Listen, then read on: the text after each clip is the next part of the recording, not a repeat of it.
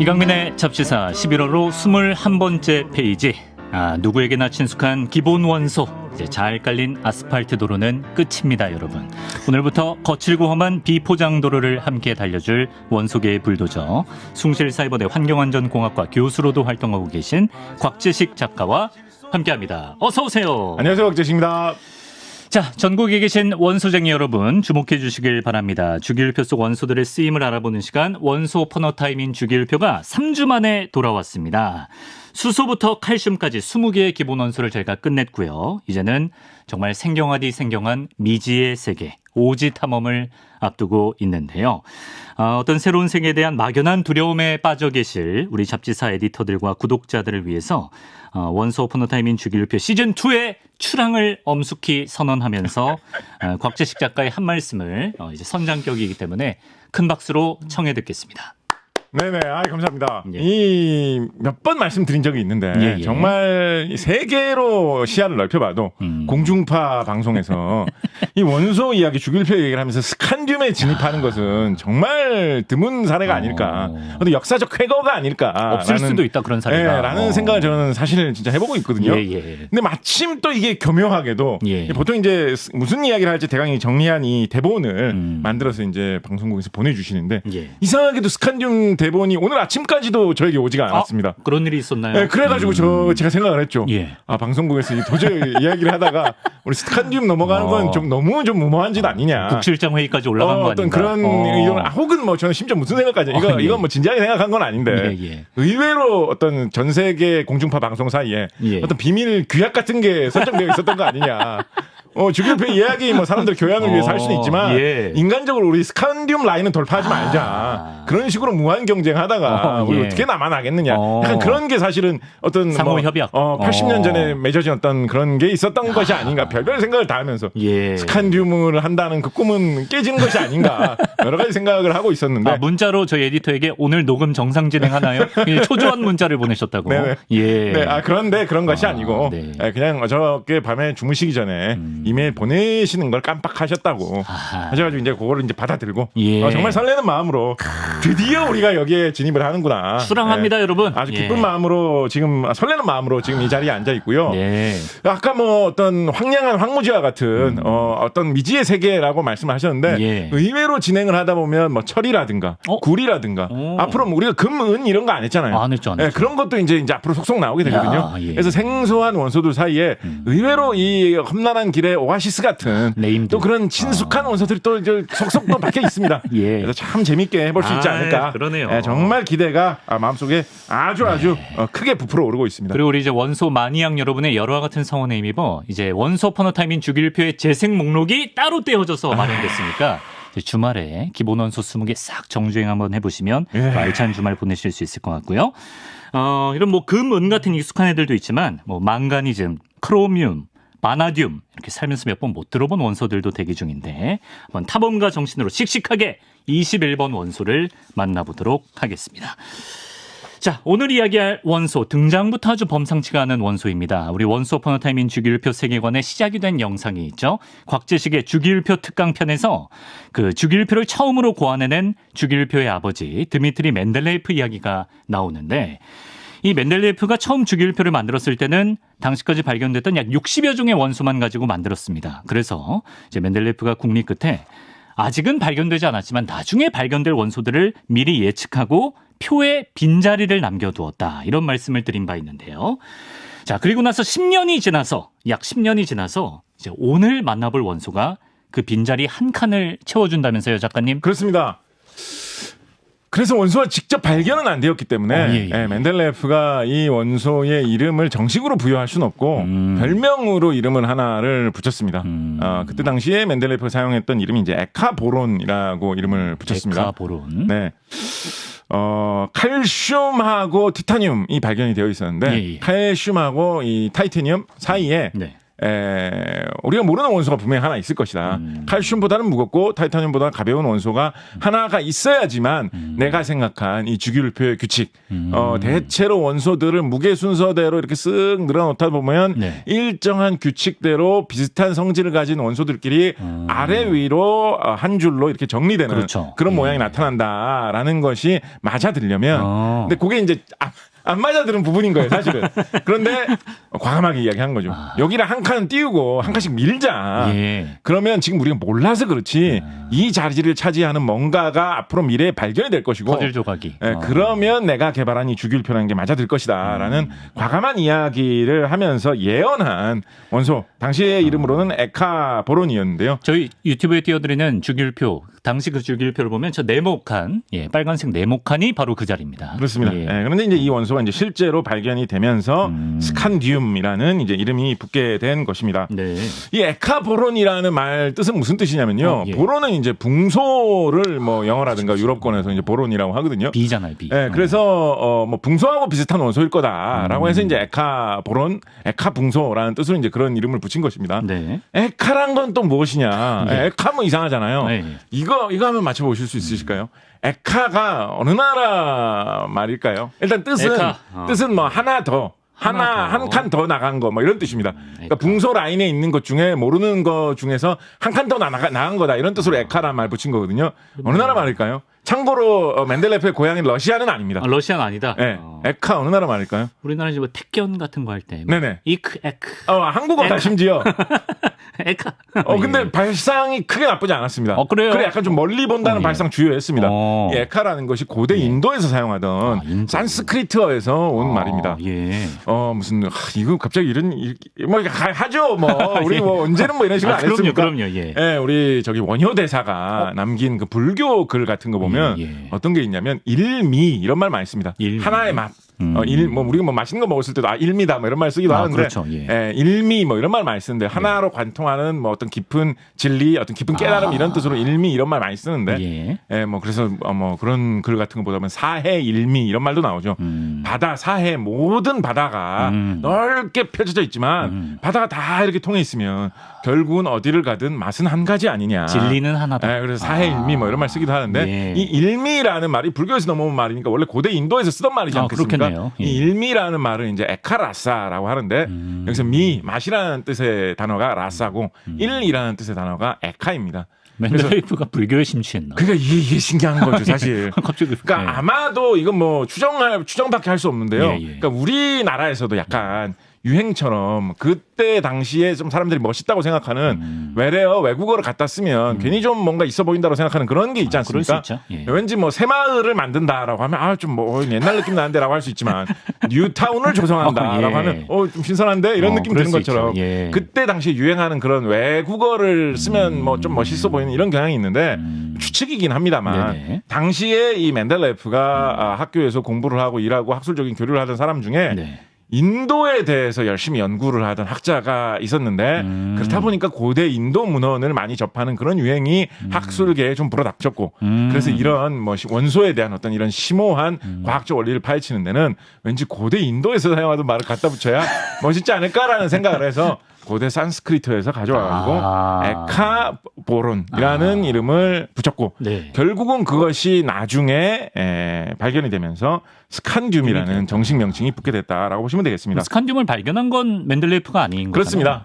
아까 말씀해 주셨듯이 맨델레이프가 이 주기율표 만들고 나서 한참 지나가지고 전혀 다른 이제 스웨덴 학자에 의해서 이 에카보론 실제로 발견이 되게 되는데요. 그러니까 이제 좀 놀라운 일이죠. 와 이거 십몇 년 전에 예언한 게 실제로 나타나다니. 그러네. 정말 대단하구나. 사람들이 이제 감동할 만한 것이었죠.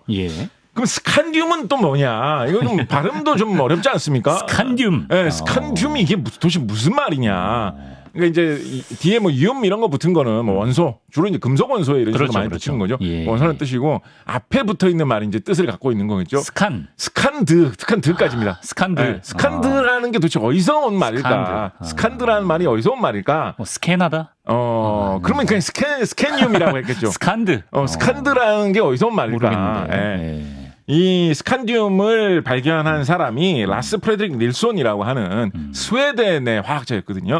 그래서 스웨덴, 노르웨이, 핀란드 이런 나라들이 소속돼 있는 그 반도, 그 지역을 스칸디나비아 반도라고 하지 않습니까? 그러네. 그래서 자기가 소속돼 있는 그 지역의 이름을 따가지고 우리 나라의 어떤 뜻을 우리 그 기리는 의미에서 그런 식으로 그 지역의 이름을 따라서 스칸디나 반도에서 스칸듐이 나왔다라고 하시면 이해하시면 될 텐데요.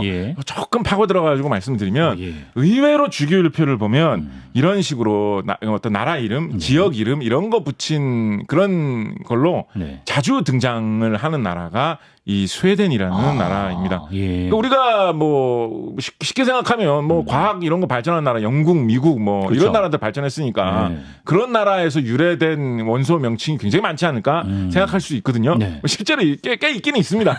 미국 사람들이 개발해가지고 뭐 예를 들어서 뭐 캘리포니아에서 개발됐다고 해가지고 캘리포니아라는 말을 갖다 붙여서 버클리 대학 주변에 그 버클리라는 지방에서 개발됐다 거기서 이름 따와서 뭐 이런 원소들도 많이 있긴 있는데요. 근데 뭐 그건 그렇다 치고 그러면 뭐 그래 뭐 큰 나라들 뭐 미국 뭐 러시아 영국 뭐 이런 나라들 말고 어떤 나라가 자기 나라 지역 이름 많이 갖다 붙였을까라고 찾아보면 의외로 눈에 굉장히 많이 띄는 나라가 스웨덴입니다. 지금 보면 우리가 스웨덴 하면 뭐 스웨덴의 어떤 기술로 제조된 어떤 제품, 자동차 그런 거 뭐 아시는 거 있으십니까? 스웨덴 기술 기업, 자동차, 자동차, V, 뭐 그런 거 유명한 편이지 않습니까? 가구점, 가구점, 아이, 뭐 이런 거. 그래서 가만 보면 스웨덴이 의외로 기술이 많이 발달해 있고 제조업, 공업, 과학 기술이 굉장히 발달되어 있는 그런 나라입니다.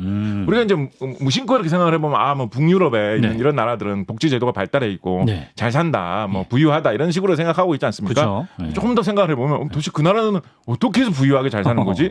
뭐 스웨덴이 산업혁명이 시작된 나라다 뭐 이런 식으로는 얘기 안 하잖아요. 그렇죠. 언제 스웨덴은 이렇게 부유해진 거지? 뭐 이런 거 생각을 해보면 의외로 바로 이 19세기 요때 요 무렵에 과학기술의 발전, 산업화, 공업화가 굉장히 많이 발전되어 가지고 지금까지도 스웨덴에는 이런 기술 기업, 뭐 과학에 기반을 한 뭐 이런 제조업, 공업 이런 것들이 굉장히 탄탄하게 발전돼 있는 말씀하신 대로 가구에서 자동차에서 유명한 거 있고 제일 단적으로 하나 들어볼 수 있는 건 뭐 있냐면 그렇죠.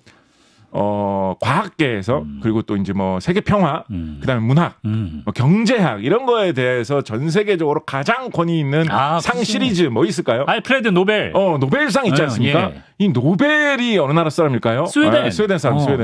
노벨이 19세기에 그 스웨덴의 과학 기술이 급격히 발전하던 그 시대에 스웨덴에서 화학 회사를 일구었던 사람이고 화학 회사 일구었는데 뭐 무기 다이나마이트로 크게 성공했죠. 그 회사의 그 후계 회사가 아직도 멀쩡하게 활동하고 있습니다. 그 정도로 스웨덴 공업이 19세기 과학에 많이 발달하다 보니까 이 주기율표라는 게 19세기에 나왔잖아요. 원소를 정리하고 이런 게 19세기에 막 됐잖아요. 그러니까 그때 당시에 하필이면 급성장하던 스웨덴이 이것도 우리가 발견했다. 이것도 우리가 발견했다. 그럴 기회가 많이 있었던 거죠. 하나만 좀 추가로 이건 사실은 저기 뭐죠? 썬킴 선생님한테 좀 말씀드리면 더 좀 길게 아주 흥미진진한 이야기 많이 해주실 텐데 스웨덴이 사실 전통적으로 북유럽에서는 좀 강자였거든요. 스웨덴이 지금 우리가 뭐 스웨덴 한 나라만 생각하지만 원래는 뭐 노르웨이도 스웨덴이 뭐 정정하게 뭐 대충 영향을 끼치던 때도 있었고 핀란드도 대충 뭐 스웨덴이 차지하던 때 뭐 폴란드 북부 지방 뭐 리투아니아 뭐 덴마크 이런 데 스웨덴이 다 손을 뻗었던 시기가 꽤나 있었습니다. 그래서 뭐 사실은 스웨덴하고 노르웨이는 한동안 한 나라처럼 많이 운영이 됐어요. 노벨상 같은 경우에는 노벨 평화상 같은 경우에는 스웨덴에서 수상자를 정하지 않고 노르웨이에서 수상자를 정합니다. 그것도 이제 그때 당시만 해도 노벨상이 제정되던 노벨이 활동하던 시기만 해도 스웨덴하고 노르웨이하고 붙어 있었거든요. 근데 이제 스웨덴이 더 강대국이었어요. 그러다 보니까 이 노벨이 약간 머리를 쓴 거죠. 평화상이라는 거를 수여를 하면서 스웨덴 뭐 왕이 지명을 한다 이러면 노르웨이 사람들이 우리나라 독립운동 한다고 해서 막 그렇게 탄압하고 뭐 이런 것도 하는 것 같은데 무슨 너네들이 노벨 평화상을 수상해 막 이런 식으로 할 수 있잖아요. 그러니까 그래 이거는 우리의 지배를 받고 있는 사실은 뭐 지배를 받는다라는 것도 조금 다르기도 합니다. 하여튼 스웨덴이 더 중심이었던 건 맞거든요. 이런 거는 너희 노르웨이가 해라 라고 하면서 이제 그런 흔적이 있는 건데 근데 스웨덴이 사실은 그렇게 좀 강성했던 적이 있었는데 사실은 19세기 초 18세기 말에 한번 훅 꼬꾸라질 뻔한 적이 있었습니다. 근데 그 위기를 극복했기 때문에 이런 스칸듐 같은 원소 이름을 남길 수 있는 과학기술 발달한 나라로 떠오를 수 있었는데 그 위기가 뭐였을까요? 위기 뭐 때문에 스웨덴이 이건 뭐 스웨덴 말고도 이때 유럽 전체의 위기에 휘말린 나라들이 많이 있었습니다. 뭐 기근. 기근 말고 아닌가. 어떤 딴 나라의 위협이었습니다. 러시아? 바로 18세기 독일? 말에 일어났었던 프랑스 대혁명 때문에 그래요? 프랑스 대혁명이 일어나서 유럽의 모든 나라들이 프랑스하고 다 싸웠죠. 근데 당연히 이제 유럽의 모든 나라들이 프랑스에 다 덤비면 프랑스가 패배할 것 같잖아요. 프랑스 일대 유럽 전체인데 그쵸. 그런데 프랑스가 호락호락하게 무너지지 않고 막 이겼죠. 프랑스에는 두 가지 위대한 무기가 있었습니다. 첫 번째는 나폴레옹의 군사적 재능. 두 번째는 프랑스가 인류에게 남긴 가장 위대한 유산인 미터법이 있었죠. 그렇다 보니까 프랑스가 계속해서 뭐 나폴레옹 특히 뭐 계속해서 연전 연승 나폴레옹 영화도 좀 있으면 나온다는데 나오죠. 연전 연승만 하는 거예요. 근데 스웨덴이 프랑스한테 덤볐거든요. 뭐 프로이센 그러니까 지금의 독일이죠. 독일 같은 나라가 프랑스하고 프랑스 놈들 이거 눌러줘야 된다라고 할 때 스웨덴 따라가가지고 괜히 막 싸우고 이랬었거든요. 다 졌습니다. 그러다가 그래서 스웨덴이 큰 위기를 맞이하게 됐습니다. 그때 만약에 훅 계속 미끄러졌으면 스웨덴이 아주 크게 망했을지도 몰라요. 이때 스웨덴이 이 위기를 극복하기 위해서 어떤 정말 스웨덴 왕이 정말 희한한 방법을 사용을 하는데 어떤 방법을 사용하는지 아십니까? 이거 진짜 우리의 상상으로는 상상을 초월하는 방법을 스웨덴 왕이. 그 방법이 스칸듐이랑 관련이 없으면 이 얘기 너무 길게 하는 것 같아요. 사실 별 관련이 없는데요. 근데 이 위기를 극복했기 때문에 스칸듐이 탄생할 수 있었다 이런 이야기인데. 어떤 방법을 썼지? 스웨덴 왕이 진짜 말도 안 되는 방법을 사용합니다. 무슨 방법을 사용하는지 아십니까? 모르겠어요. 나폴레옹의 침략의 이 위기 하에서 어떤 방법, 나라를 구하기 위해서 어떤 방법을 사용했는지 아세요? 스웨덴이. 나폴레옹 부하 중에 한 명한테 부탁을 해가지고 네가 스웨덴 왕이 되라라고 이야기를 합니다. 진짜로요? 엄청 황당하죠? 그래서 왕위를 프랑스 사람한테 넘겨버립니다. 진짜? 네. 엄청 파격적인데. 그래서 지금도 스웨덴 왕가의 문장을 보시면 중앙에 잘 보시면 중앙의 왼쪽 편에 프랑스 국기가 보이죠. 중앙 부분에서 그러네. 왼쪽 편을 보면 숨어있네. 프랑스 국기가 있죠. 지금도 스웨덴 왕이 그때 왕위를 넘긴 나폴레옹 부하의 후손이라서 그렇습니다. 진짜. 그래서 넘겨버리고 대신에 얘기를 한 거죠. 우리가 왕위를 통째로 넘기겠다. 대신 우리 스웨덴이 망하지 않도록 독립을 유지할 수 있도록 네가 좀 신경 써줘라 라고 했거든요. 근데 얘가 이 나폴레옹 부하가 나폴레옹한테 별로 감정이 안 좋은 사람이었어요. 그러니까 잘 고른 거지. 그러네. 그래서 나폴레옹이 네가 스웨덴 왕대 때문에 아니 너무 성킴 선생님처럼 말하나? 네가 스웨덴 왕대 때문에 우리 싸울 때 이제 스웨덴 군사들 다 데려와가지고 도와줘 막 이렇게 하면 내가 왜 도와주는데? 나는 스웨덴 왕이지 프랑스 왕이야 내가? 이렇게 하면서 오히려 나폴레옹을 엇나간 거예요. 그래서 독립을 유지하면서 스웨덴을 잘 지킬 수 있었고 그때 스웨덴이 고꾸라지지 않았기 때문에 19세기에 급격하게 발전할 수 있었고 그것 때문에 19세기에 수많은 스웨덴 화학자들이 걸출한 인물들이 많이 등장을 해서 라스 프레드릭 닐손 같은 경우에는 자기가 발견한 원소에 스칸듐 이거 이름도 사실은 예를 들어서 뭐 스웨데늄 이렇게 할 수도 있을 거 아니에요. 근데 그렇게 안 하고 스칸듐이라고 한 게 우리 스웨덴은 핀란드도 지배하고 노르웨이도 지배하고 뭐 덴마크도 지배할 것 같은 이런 나라니까 째째하게 스웨데늄 이렇게 하지 말고 스칸듐이라고 하자. 이런 식으로 한 역사가 이 이름 속에서도 보이고 있는 것이지요. 곽재식의 꽉 껴입은 세계사. 이거 뭐야? 이거 갑자기 스칸듐 얘기하다가 스칸듐에 대해서 할 얘기가 없어서 이러는 게 아닙니다, 여러분. 지금 7분 남았어요. 이거 어떻게 할 거예요? 얼른 넘어가시죠. 얼른 넘어가시죠. 자, 이렇게 스칸듐이 세상에 알려지게 되는데 그럼 본격적으로 스칸듐의 쓰임에 대해 알아보겠습니다. 사실 스칸듐은 어디에 쓰이는지 전혀 감이 안 잡히는데 의외로 제가 또 방송 커리어를 시작한 역사적인 장소 아니겠습니까? 야구장에서 스칸듐이 쓰인다고요. 쓰였었죠. 한때 그래요? 많이 쓰였었죠. 지금 점점 사용처가 줄어들고 있는 추세입니다. 우리 네온 할 때 이 이야기를 했었는데 전등을 그냥 대충 만들면 전등 안에 있는 필라멘트가 전등을 많이 쓸수록 너무 뜨거워지고 뭐 증발하고 이렇게 하다 보니까 끊어져서 없어질 수가 있어요. 에디슨이 직원들 닥달해서 그게 문제가 된다라고 말씀드렸죠. 그래서 이제 아르곤 편할 때는 그래가지고 아르곤이라는 반응을 안 하는 기체를 주입하기도 하고 네온 사인처럼 필라멘트 없이 기체만 이용을 해가지고 전등이 불이 들어오게 하는 이런 것도 만든다라는 말씀을 드렸습니다. 그런 방식을 사람들이 많이 생각을 한 거예요. 그래서 그런 생각을 하다가 초창기에 하나가 좀 잘 터진 게 뭐가 있었냐면 전기를 통하는 물질 중에 전기를 잘 통하는 이런 금속 계열의 물질 중에 보통 이제 철 같은 거는 열을 많이 가해야지 온도가 뜨거워져야지 녹아가지고 이렇게 액체가 쇳물이 되지 않습니까? 근데 열을 안 줘도 그냥 이미 쇳물이 되어 있는 게 있습니다. 그런 금속 뭐가 있을까요? 모르겠는데. 수은이잖아요. 수은은 금속인데도 녹아가지고 그냥 액체로 돼 있잖아요. 그죠? 그래서 사람들이 생각을 한 거예요. 수은을 조금만 달구면 네. 조금만 열을 가해주면 수은이 증발해가지고 기체가 되지 않겠느냐. 그러면 금속이지만 기체 상태가 돼가지고 잘 떠다니면서 여기저기 돌아다니면서 마치 네온 사인 안에 들어있는 네온처럼 전기를 전해주면서 이 필라멘트 대신에 전기를 통하게 할 수도 있는 그런 상태로 유리관 안에 들어있을 수도 있지 않을까라는 생각을 해가지고 수은을 이용을 해가지고 수은을 증발시켜서 그 증발된 기체 수은이 전기를 서로 전해주면서 왔다 갔다 하는 사이에 빛을 내는 수은등이라는 장치를 만들었어요. 그 김현자 선생님 노래 수은등이라는 노래도 있는데 그래요? 옛날에 가로등 같은 데 많이 사용했습니다. 가로등에. 근데 이제 지금은 이제 많이 사라졌어요. 근데 아직도 남아있는 데 있을 거예요. 근데 이제 수은등의 큰 단점이 뭐냐면 수은이라는 물질의 어떤 그 독특한 색깔 때문에 수은등을 켜보면 색깔이 약간 청록색, 초록색 비슷한 그런 색깔이 나오거든요. 옷 색깔 아닌가요? 네, 맞습니다. 약간 이런 색깔이 나오는데 근데 이런 색깔로 해도 뭐 색깔 어두운 거보단 나으니까 왜냐면 수은등을 이렇게 만들면 이게 뭐 이렇게 증발해가지고 강한 전기를 이용해서 쓰는 거기 때문에 하나만 설치해 두고 거기에서 많은 전기를 사용해가지고 강력한 빛을 오래오래 내도록 하기에 유리하거든요. 그냥 일반적인 필라멘트 있는 전구에 비해서 그러니까 가로등 같은 걸로 크게 이렇게 설치를 해놓으면 작은 전구 여러 개 박아놓는 것보다 가로등 고장나면 그 기울라가지고 갈아 끼고 해야 되는데 그런 것도 덜 해도 되고 오래 가니까 또 뜨문뜨문 하나만 설치해도 빛을 강하게 낼 수가 있으니까 장점이 있어서 그래도 빛 없는 것보다는 초록색 빛이라도 나오는 게 어디냐라고 해서 수은등을 한때 많이 설치를 했었거든요. 지금도 우리나라의 교체가 요즘은 다 LED로 바뀌었어요. 근데 그래도 요즘 잘 찾아보면 그래도 시골 같은 데 가면 수은등 가끔 볼 수 있는 데가 있는데 이 초록색 불빛이 난다는 게 단점이잖아요. 그래서 사람들이 생각을 해가지고 다른 물질을 집어넣어서 이거를 색깔을 좀 자연스럽게 바꿔줄 수 없을까라는 생각을 많이 했습니다. 그래서 여러 가지 조합을 하다 보니까 염소 그다음에 플로린 이런 물질들을 흔히 이제 통틀어가지고 염소하고 플로린 한 줄에 쭉 있습니다. 주기율표에서 보면 성질이 비슷해가지고 화학 반응 굉장히 잘하는 물질들이죠. 그런 물질들을 할로겐이라고 하는데 그 할로겐 물질하고 금속 물질하고 동시에 넣어주면 수은등의 색깔이 자연스러운 색깔 흰색으로 잘 바뀐다. 라고 해가지고 여러 가지 시도들을 그런 것들을 많이 시도를 했거든요.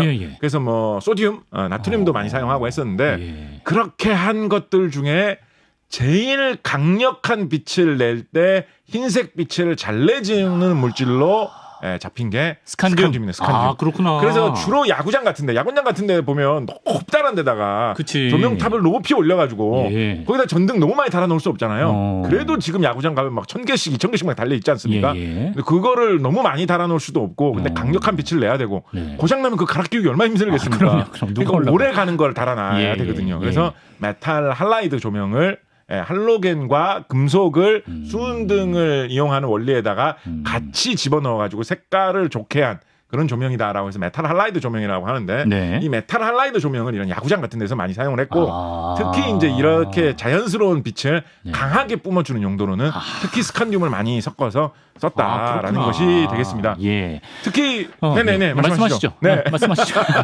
불도저 스타일로 가시죠. 특히 LED로 그러니까 이것도 LED가 더 효율이 좋거든요. 요새 조명 LED로. 그래서 이것도 LED로 요즘 많이 바뀌고 있습니다. 근데 이제 잠실구장 같은 경우에 이게 이제 좀 옛날부터 해가지고 계속 꾸준히 쓰고 있다 보니까 LED로 전환이 좀 잘 안 된 그런 경향이 있었어요. 제가 2019년에 어느 정도 조명 교체를 한 것도 아는데 그때도 그냥 메탈 할라이드로 바꾼 걸로 제가 알고 있거든요. 그래요? 그래서 아마 2023년 현재까지도 잠실구장 같은 경우에는 다 메탈 할라이드로 되어 있을 것입니다. 그래서 아마 요즘 최근에 잠실구장에서 야구를 보셨다면 근데 사실 스칸듐 안 쓰고 딴 물질 써서 꽂아 놓은 것도 있을 수 있겠죠. 그죠? 그래서 장담을 할 수 없지만 확실하지 않지만 아마도 스칸듐 빛을 좀 받으시면서 그래서 막 그런 거 있었어요.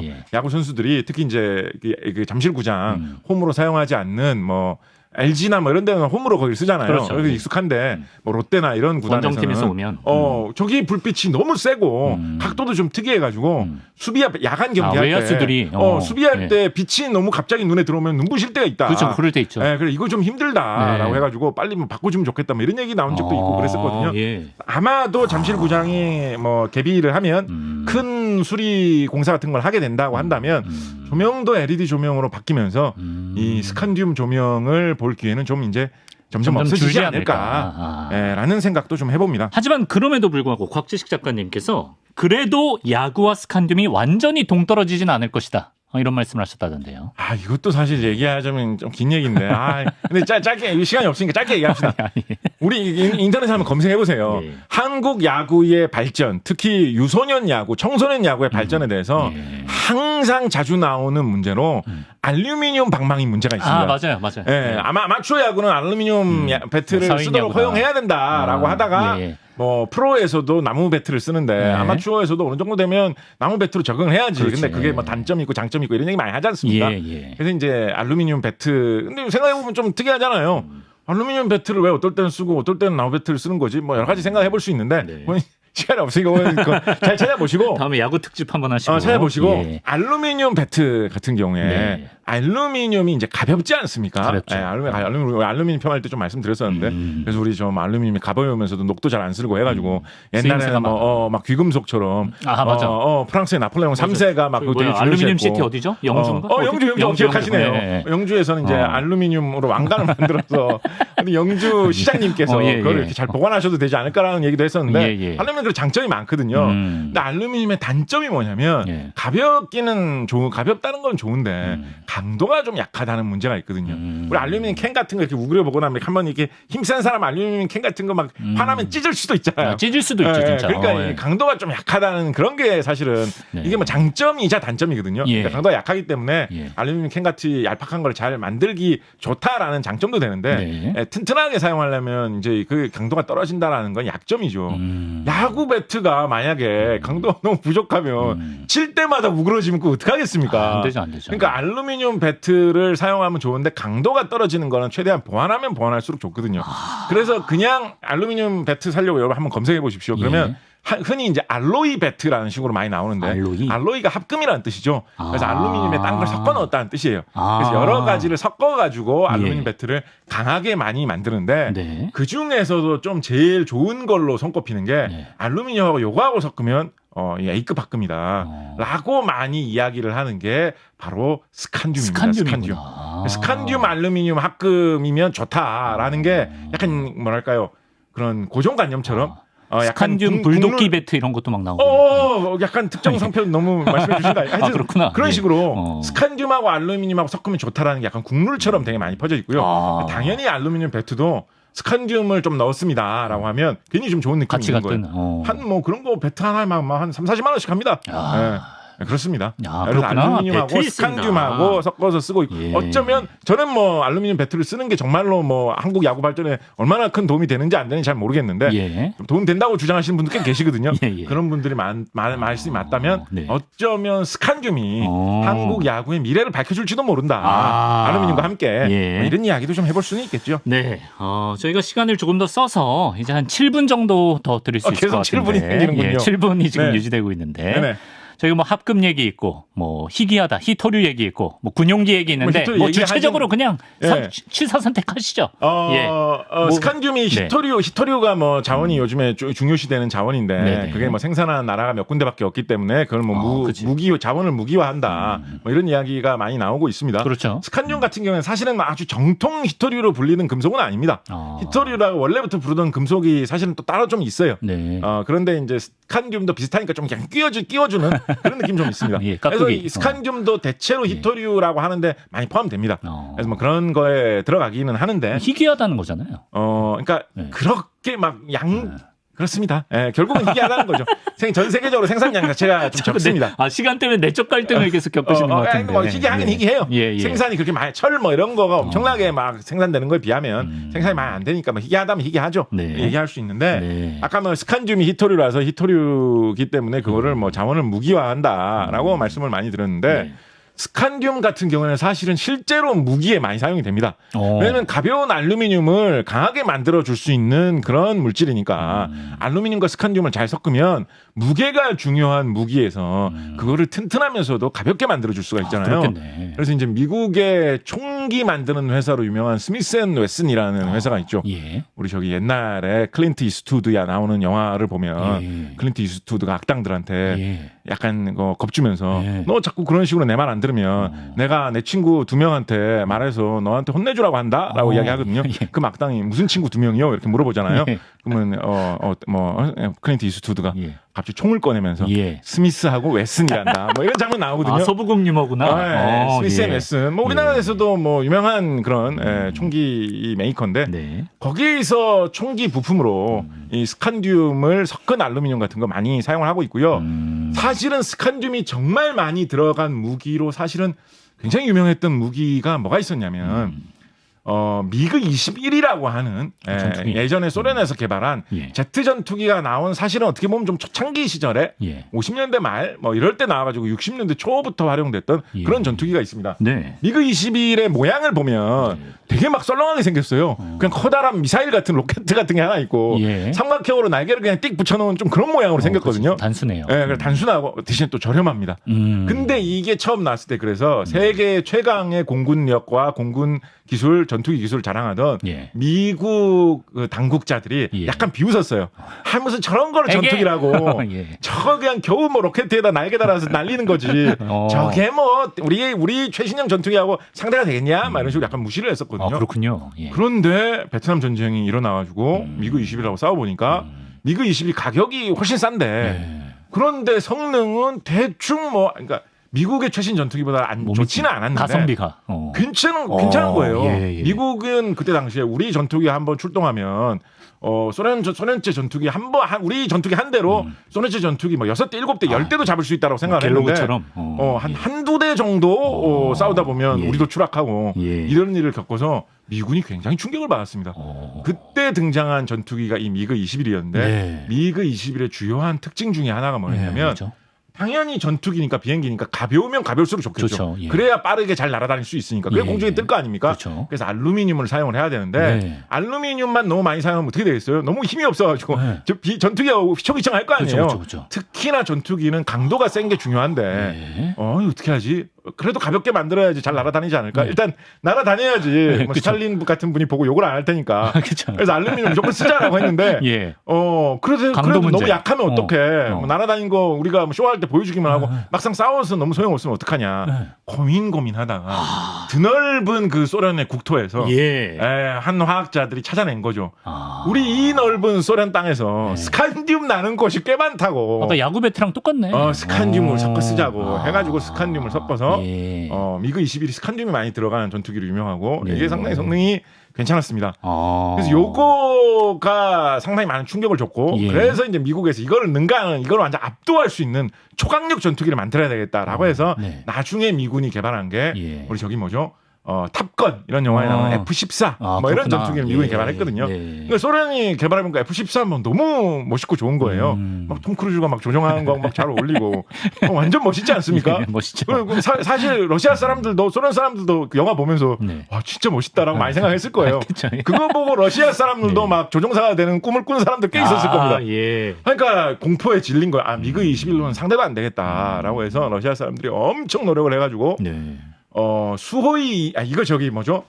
그 김형준 기자님이신가? 네, 그분께 좀 자세하게 말씀 문어발식 진행을 하시네. 자세히 말씀을 해달라고 좀 하시고요. 예. 그래서 수호이 27 이런 비행기를 만들었는데 그게 진짜 좋았어요. 예. 그래서 뭐 미군 최신형 비행기보다 좋다라고 했는데 그래서 막 소련 사람들 또 기세 등등했죠. 네. 근데 이 미그 27의 단점이 뭐냐? 네. 너무 비싸.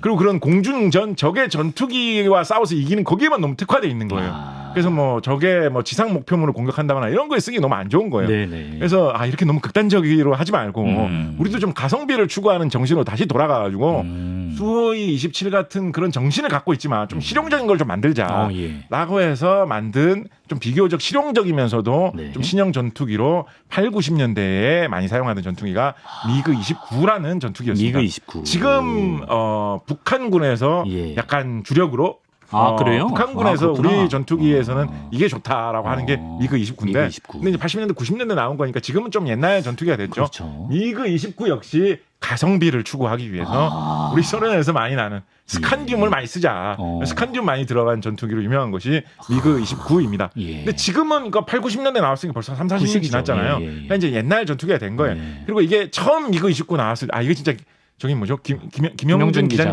맞나요? 맞아요. 예, 기자님이 얘기해 주시면 재밌는 이야기 많이 해주실 텐데 처음에는 미그 29 나왔을 때 사람들이 막 엄청 서방에서 우리나라 사람들도 막 놀랐거든요. 아니 수호 27을 만들던 기술로 저런 다목적 전투기를 만들으니까 얼마나 강력한 전투기가 탄생했을 것이겠느냐. 정말 기적의 전투기가 소련에서 개발되고 우리는 대책을 단단히 세워야 된다라는 생각을 많이 했었는데 네네. 90년대 들어오면서 동구권이 붕괴하고 냉전이 끝나버렸죠. 독일 같은 나라는 통일이 돼버렸어요. 그래서 서독 사람들이 동독에 가가지고 미그 29 세워져 있는 걸 막 테스트를 해보니까 그렇게 생각만큼 좋지는 않은 거예요. 그래요? 그래 뭐 스칸듐 들어갔고 해서 뭐 좀 괜찮네. 쓸만하네 정도였던 거예요. 그래서 이제 그런 줄 알았는데 그래서 미그 29가 그렇게 좀 잊혀지는 줄 알았는데 이번에 새롭게 발발한 우크라이나 전쟁에서 우크라이나 러시아 전쟁에서 이 미그 29, 이 스칸듐 전투기의 어떤 위상이 새롭게 전 세계에 이름을 떨치는 그런 계기가 한번 있었습니다. 아, 그래요? 왜요? 처음에 이 전쟁이 일어났을 때 정말 많은 사람들이 러시아하고 세계의 최강을 넘보려고 한다는 군대 아닙니까? 그렇죠. 그렇다고 하니까 이 러시아가 우크라이나를 작심하고 이렇게 쳐들어가는데 이거 뭐 가망이 없다. 처음에 뭐 다 잽도 안 된다 그랬죠. 그래서 뭐 그때 당시에 제가 기억이 나는 게 72시간 내에 전쟁이 끝난다. 뭐 이런 얘기 막 나왔었거든요. 72시간 내에 전쟁. 근데 지금 아직도 전쟁이 안 끝나고 있죠. 진짜 잘 버텼죠. 근데 그때 당시에 우크라이나가 안 무너지고 버틸 수 있었던 원인이 무엇이냐라고 이야기를 하면 일단은 보통 그렇게 나라가 망할 위기, 하루아침에 강대국 때문에 전멸할 위기가 되면 보통 이제 제일 상부에 있는 국가 지도층, 지도자들이 도망을 많이 치지요. 아프가니스탄 같은 경우에 탈레반이 공격을 해와가지고 카불이 무너진다라고 할 때 뭐 대통령이 뭐 돈가방을 챙겨가지고 뭐 도망가는데 돈가방 너무 많이 들고 가다가 돈가방 흘렸는데 돈가방 주워갈 정신도 없어가지고 돈가방 버리고 갔다 뭐 이런 얘기 막 돌고 이랬었거든요. 그런 게 있었는데 우크라이나 같은 경우에는 이 지도부가 도망가기는커녕 우크라이나 수도 키우에 계속 남아가지고 사람들한테 방송으로 우리 아직 건재하다. 도망 안 가고 여기에 그대로 남아있다라고 전 세계에 그것을 SNS로 잘 알린 뭐 이런 거 하나가 손꼽히고요. 다른 거 하나는 뭐가 있냐면 그러니까 이거 약간 어떤 정신적인 거 이런 거죠. 군사적으로는 어떤 게 있냐면 우리가 이제 강대국하고 약소국하고 싸우는 그런 장면을 보면 보통 미군하고 미군의 상대가 싸우는 장면 많이 보지 않습니까? 그렇죠. 미군이 싸울 때 보면 제일 먼저 공군이 출동을 해가지고 싹 상대방을 완전히 무력화시켜 놓죠.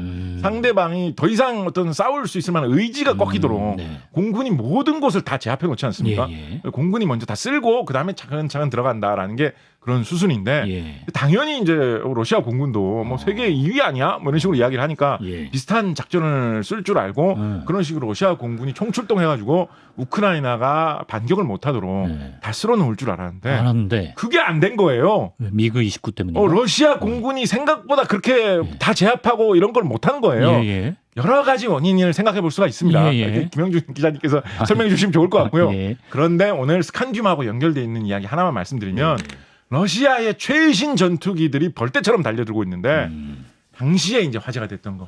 한 대의 미그 29가 키이우 상공에서 호련 나타나가지고 이걸 우크라이나 사람들이 보면 이렇게 아는 거예요. 러시아의 최신 전투기들이 막 날아오고 있는데 80년대 말에 만들어진 전투기 아니야? 미그 29 한 대가 외롭게 나타나는 거예요.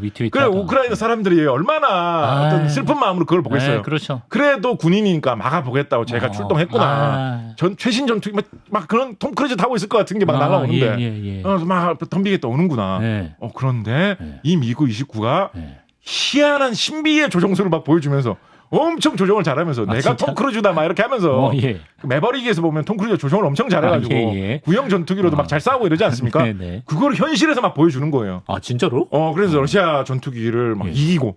17대 1의 전설 느낌. 이거를 그러니까 약간 이게 뭐 전쟁이 이게 돼요? 전쟁이 너무 끔찍하기 때문에 사실 뭐 이런 식으로 말하는 게 조금 부적절한 비유긴 한데. 우크라이나 국민들 입장에서는 약간 스포츠 중계 보듯이 방공호에 숨어가지고 눈을 빼꼼히 내밀고 하늘을 보고 있는데 한 대의 외로운 우크라이나의 미그 29가 정말 열심히 싸워가지고 러시아의 최첨단 공군을 격퇴하는 모습을 실시간으로 보여주고 있는 거예요. 사람들한테. 키이우 시민들한테.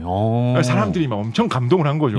저런 조종사가 있구나. 누구야, 우리도 마음을 다잡고 싸우면 아무리 러시아군이 세다고 해도 한번 싸워볼 수 있지 않겠는가 이런 생각을 잠깐 하게 만들어준 거예요. 그렇죠. 그러면서 이게 전쟁 중이니까 이상한 소문이 막 퍼져나갑니다. 키이우에는 키이우의 유령이라고 하는 전설적인 우크라이나군 공군 조종사가 있다. 이 사람이 신비의 조종술로 구형 미그 29를 몰고 러시아의 최첨단 전투기들을 하나둘 다 떨어뜨린다. 키이우의 유령이. 그래서 이게 막 소문처럼 심지어 러시아군 사이에서도 막 돌았어요. 러시아 전투기 조종사들이 혼비백산한다. 나 키이우의 유령 만나는 거 아니야? 겁내면서 막 출동하고. 그래서 한동안은 어떤 이야기까지 돌았냐면 키이우의 유령이 자기 혼자서 러시아 전투기 40대를 격추했다 막 이런 말이 막 돌고 이랬었거든요. 그래서 우크라이나 러시아 군의 사기를 떨어뜨리고 우크라이나 군 나가서 우크라이나 국민 전체에 우리도 싸우면 싸울 수 있다. 그치. 그렇게 하면 72시간 만에 무력하게 무너지지 않는다. 라는 것을 보여줄 수 있었던 그 상징적인 인물이 바로 이 스칸듐 전투기 미그 29를 몰고 싸웠던 이 키이우의 유령이라는 인물인데 키이우의 유령으로 지목받았던 조종사가 한 사람 있었습니다. 실제로? 네, 실제로 많이 사람들이 의심하는 조종사 한 분이 있었어요. 뛰어난 조종사가 있었는데 이분이 결국은 전사하거든요. 근데 그러고 나서 우크라이나 공군에서 뭐라고 발표했는지 아세요? 뭐라고? 키이우의 유령은 실존하지 않는다. 그래요? 우리 모두가 키이우의 유령이다. 이렇게 얘기를 한 거예요. 약간 그거구나. 네, 그러니까 실제로 키이우의 유령이라는 어떤 한 명이 있어가지고 진짜 40대를 격추했던 것 같지는 않아요. 그런데 그런 소문이 돌기 시작하니까 그걸 키이우 당국에서 우크라이나 당국에서 활용한 거죠. 우리 모두가 유령이다. 키이우의 유령. 여기에도 스칸듐 이야기가 섞여 있다라는 것입니다. 키이우의 유령 잡는 화학자. 유령 잡는 화학자. 네네. 네. 자, 그렇습니다. 이렇게 홀로 모든 에디터들이 지금 시간이 오버되고 편집 어떻게 하나 다 걱정하고 있을 때 키이우의 유령처럼 40분 넘게 모든 걸 해주고 결국 준비한 걸 다 풀고 가셨습니다. 오늘 스웨덴, 핀란드, 러시아, 우크라이나. 더 있는데요. 벌써 끝나다니. 이젠 안 돼. 이젠 제가 어떻게 할 수가 없어요. 스칸듐으로 거의 세계 일주 느낌이었고요. 네네. 잊지 마십시오. 그리고 이 코너의 목적 중 하나는 언젠가 이게 잘 돼서 우리가 스칸듐 같은 끝말잇기 끝장 단어가 나왔을 때 듐듐공원 박시식 작가의 동상이 서여진 듐듐공원을 세우는 데 있었다는 거를 다시 한번 여러분께 알려드리면서 그날까지 원스 어폰 어 타임 인 주기율표는 계속됩니다. 박시식 작가님 오늘도 말씀 고맙습니다. 감사합니다.